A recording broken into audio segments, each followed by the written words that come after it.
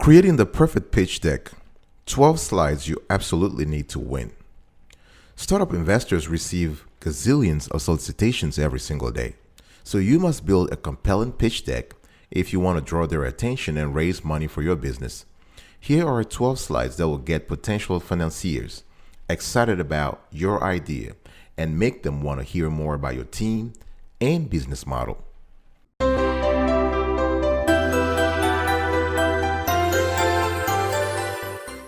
Welcome back, folks, to another edition of Sweetie Kiwi. I'm doing fantastic today. I hope you are doing marvelous. If you're doing as marvelous as I am, go grab a cup of coffee or tea or vodka and let's roll.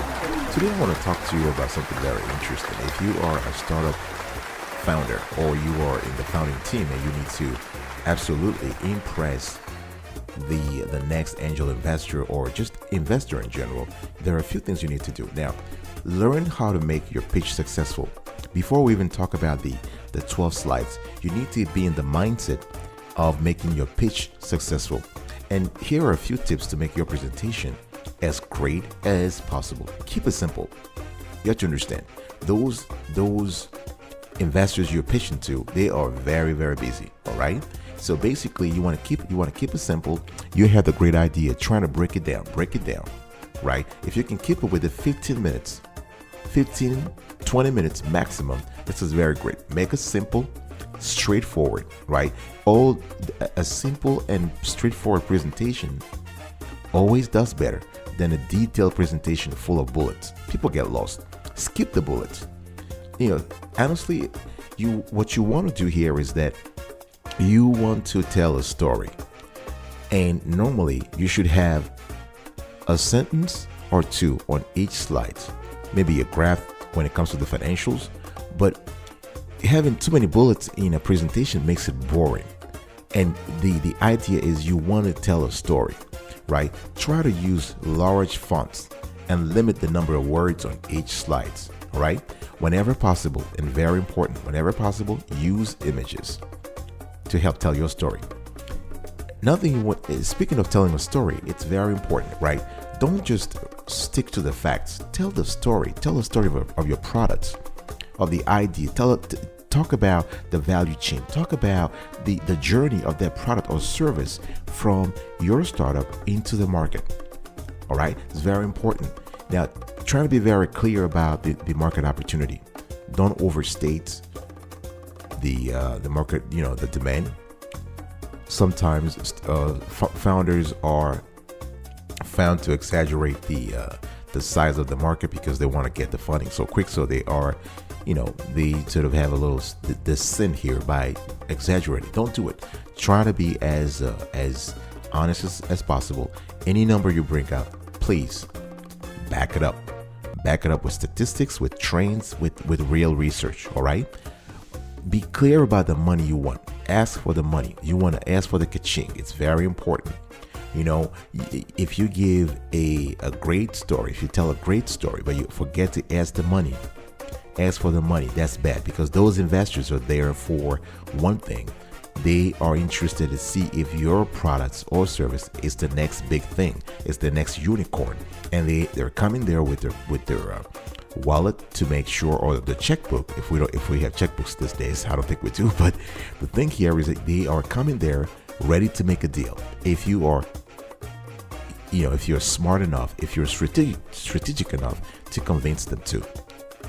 Now, try to update your deck, right? Keep it current. Very important, right? I mean, fundraising takes time, right? If you start the process maybe 9 months ago and time passes and you always have your data in the deck is stale, that looks unprofessional. So every now and then, before any meeting with any venture capitalist or any angel investors, try to go through the numbers, go through the slides. That's why you need to keep it short, right? If it's short, it's very easy to go through it. It probably takes 5, 10, 15 minutes just to update a few words, a few numbers here and there. So you want to keep it current. And then another thing you want to do is that always trying to send your deck as PDF. Don't send it as PowerPoint or Keynote files. No, send as PDF. The reason why, the reason you want to do it is because you want basically people to see the deck as you intended. You intended it to be seen. I'm talking with the chosen styles, the chosen fonts, right? Because if you send it as a Keynote file or PowerPoint file, depending upon the version, the PowerPoint version that the recipient has, they might not be able to see the things the way you want. Or if they don't have the fonts, those fonts installed on their computer, they might see different fonts, and it can look very, very, very funny. And nobody wants that, right? Another thing you want to do when it comes to making sure your pitch is successful is making sure that the deck stands alone without your presentation. What I'm trying to say here is that somebody must be able to look at the deck and go through it and still get the story you're telling by making a public presentation, right? So don't make your deck being some kind of gibbery or unreadable conversation, and that you have to be the one to explain to investors what they should understand from the deck. No, the deck should be clear enough, should be concise and precise enough so that somebody could tell the story you want them to hear.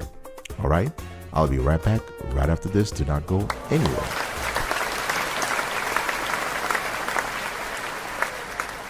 Welcome back, folks, to another edition of Sweetie Kiwi. We're still here having a conversation about the 12 slides you absolutely need to win when it comes to getting the perfect pitch deck.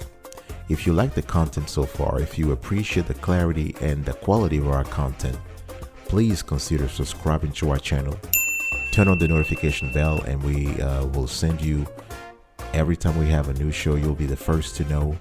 Share, like, comment on this show. We want to hear your experience. Are you a founder yourself? Do you have experience with startup funding? Are you an investor? Drop us a note. Let us know. Now, 12 slides. Slide number 1, vision and value proposition. This is very important. You want to talk about your value proposition. You want to talk about your vision. What do you stand for, right? What are you trying to do in the market? Keep it short. One sentence, very quickly. Be careful when using high-profile companies when comparing yourself to high-profile companies, right? Nobody wants to say, we are the Airbnb of, we are the Airbnb for video games, for instance, or we are the Netflix for cosmetics. No, you can do that if it makes sense, but trying to keep it short and simple. All right. So vision and value proposition is slide number 1. Slide number 2, problem. You need to state the problem you are trying to solve with your product or service, and you need to be very careful here. The reason is that all of your deck will be, and all the subsequent funding you might receive from investors will be linked to this problem, and investors will check if the problem is real, will check if the market size that you have ascertained based on the problem is real. They will see if the money they will be putting into your company makes sense compared to the size of the problem. So make sure you're very, very clear about the problem. Ideally, you want to tell a relatable story when you define the problem, right? The more you can make the problem as real as possible, the more investors will just understand your business and your goals. Slide number 3, opportunity and target market. So once you define the problem, you should be able to link it to the opportunity, right? Because the opportunities here is that you have the solution. You think you have the solution to solve that problem, to address the problem, right? And basically by doing that, you can link the opportunity to your target market. In other words, who your ideal customer is, right? And this requires some kind of research, market research, because, and again, earlier I was talking about, you need to back up your data, right? So you need to, if you want to size up the market, if you want to evaluate, you want to assess the market, you need to be able to back it up. You need to know the position your company is in the market. You need to know how quickly you can scale, right? And if you need to divide your market into segments, you need to know, you need to explain that in terms of positioning, in terms of different types of product offerings. All of those things have to be clear enough. All right. Now, again, The idea here is to be very focused. You want to be precise and concise, right? It's very easy to define your market as to be as large as possible. But investors, remember what I told you. They receive gazillions of solicitations in the world, and they know that 80 to 90% of startup investments don't pan out. So they're very careful about where they put their money. And so they want to see a very specific and reachable market. They don't want anything vague. They want something specific. So think about that. Slide number 4, solution. So after identifying the problem and talking about the opportunity and target market, you now want to spend some time on the solution. You want to dive into describing your product or service. You want to let investors know how clients can use your products or service and how it addresses the problems that you outlined on the slide number 2, the problem slide, right? So this is very important. It is important that you want to be in business as a solution provider, not as a product provider, not as a service provider. You are providing solutions.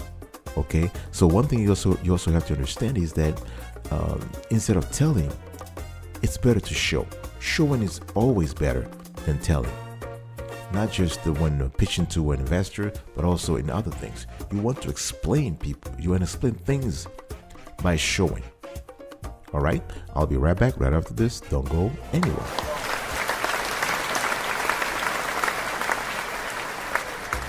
Welcome back, folks, to another edition of Sweetie Kiwi. We're still here having a conversation about slides that you need to have on the pitch deck so that you can absolutely win, get the funding you need. Slide number 5, revenue model. Now, sometimes some people call it business model. Either way, you want to tell investors how your products or service makes money. What is your monetization approach? How are you going to make money? Right? How are you going to make sure that you monetize the whole process? And you want to talk about pricing strategy. Are you going low price? Are you going high price? Are you going premium? Are you going mid-range pricing? You got to understand. And the only way you can do this is by doing what? Is by doing a SWOT analysis, by knowing a little bit about the competitive landscape. Slide number 6, traction and validation. This is also very important, right? So if you have, let's say you have existing customers already, or you have early adopters, or you have, you have suppliers, you have customers, you have people who are backing you up. You need to talk about it here. You need to talk about you need to list them, be very, very, very clear, and have proof to back it up. So this is very good. So if you have any other evidence that your solution, your product works, put it here. Again, be very, very specific and don't talk too much. Slide number 7, marketing and sales strategy. Here, you just want to talk about how you're going to find and win customers, right? You want to talk about how you're going to promote the business offline and online. You need to talk about your all the different plans that you have. You need to talk about whether your strategy when it comes to marketing and sales are different from that of the competitor. Your next, your most immediate competitor. Slide number 8, talk about the team. It's very important. You want to explain to investors why you and your team are the right people at this very moment to build and grow this company. You want to highlight the key team members. You want to talk about their past, their professional past, their history, their stories, their successes, their failures is very important. You want to talk about the key expertise that they're bringing to the table. It's very important. Now, sometimes some startups don't have a team. If you don't have a team yet, you want to identify the key positions that you still need to fill. That way you are showing investors that you have thought about the critical positions for the company's growth to happen. Even though it's not here yet, you have thought about it already. Okay, so this is very important. Now, if you have, obviously you don't want several people delivering the pitch, only one person. Make sure that you choose the person who is charismatic, who can tell the story more openly, more interestingly, it doesn't mean that person, that founder is better. It just means that people have different qualities, different skill set, and choose someone who's very great at breaking complex and convoluted data into something very simple. This should be the person delivering your pitch to investors. I'll be right back right after this. Do not go anywhere.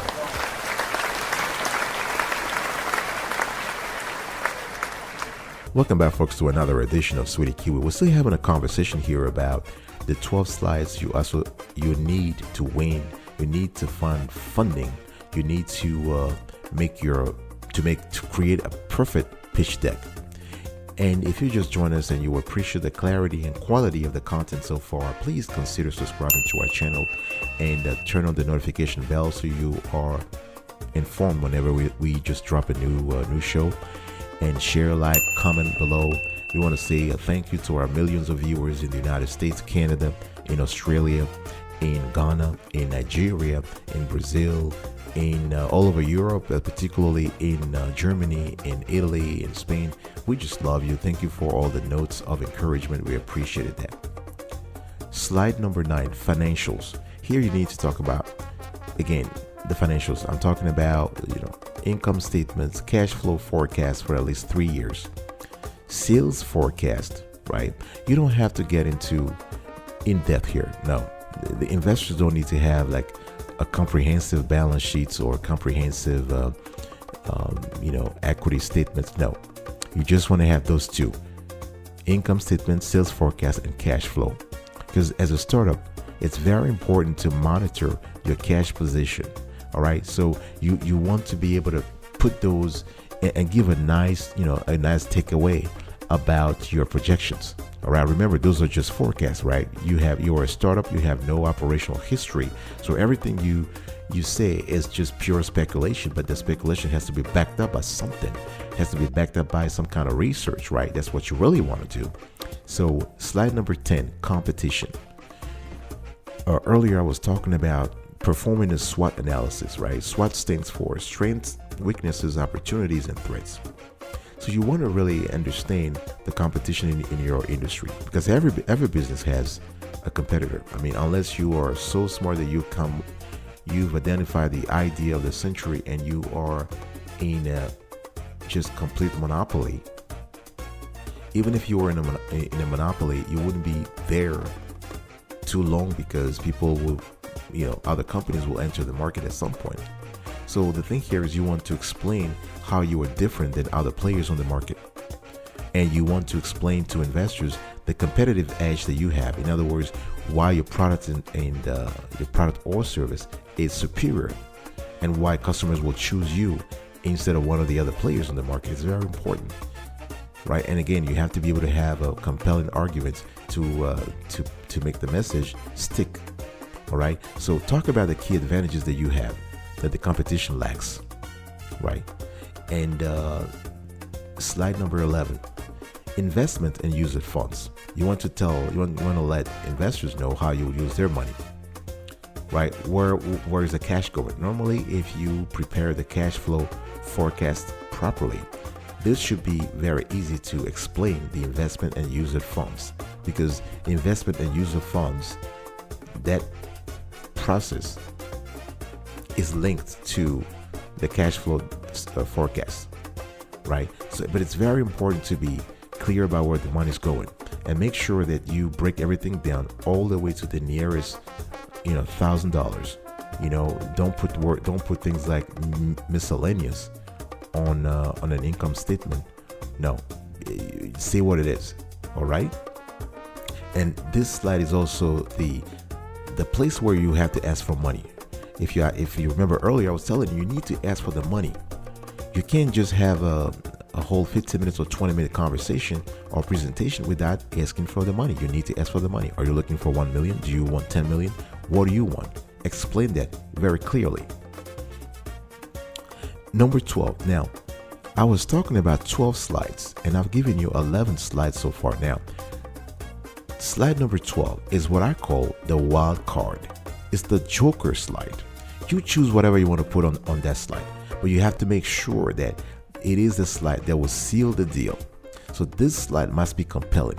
You can choose whatever you want to put on it. Now, for instance, you can put the exit strategy. So you're trying to tell investors, listen, our product is very good, and if you invest with us, here is the exit strategy. We're going public in 2 years, or we're going to be bought over by a Google or Microsoft. We'll merge with another company. You're telling investors in a way how they will recoup their investments and make extra cash and have a higher ROI. You can also put on that Joker slide things like partnerships. If you have cultivated or signed agreements with other strategic companies in the industry, say it here. Do you have demo or screenshots of your products, of your online service, or any other show and tell opportunities? Put it there. Do you have any other documentation that, again, will help improve or increase the stature of your presentation? You want to put it on the Joker slide. So that slide is the wild card, and you have to think clearly. And if you do it right, success is not, it's assured, because you're able to walk investors through 11 slides telling them, hey, listen, this is where I'm going. This is who we are. This is where we're going. This is why we're going to get where we want to go. And by the way, on slide 12, here is something more interesting. This is the icing on the cake.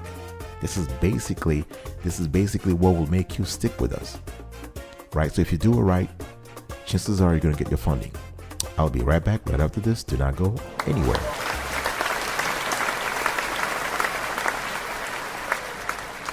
Welcome back, folks, to another edition of Sweetie Kiwi. We are about to wrap up today's show, and I just want to recap quickly to this conversation. So we were talking about how to create the perfect pitch deck.